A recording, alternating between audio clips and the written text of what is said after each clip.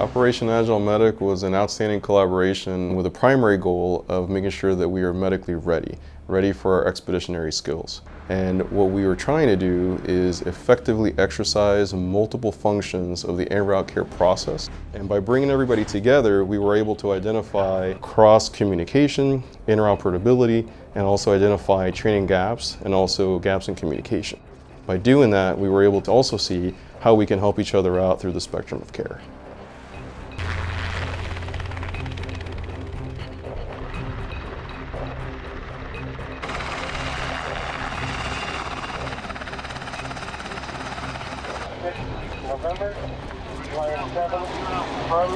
We need to increase our readiness, and that's what this exercise did.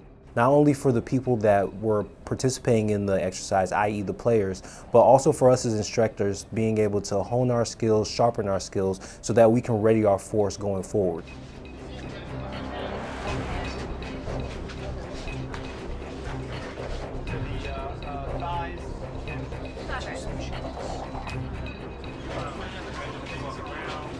Understanding that you don't have to wait on a dock or a 4N to go and do this work because you've been given those skills at the basic level.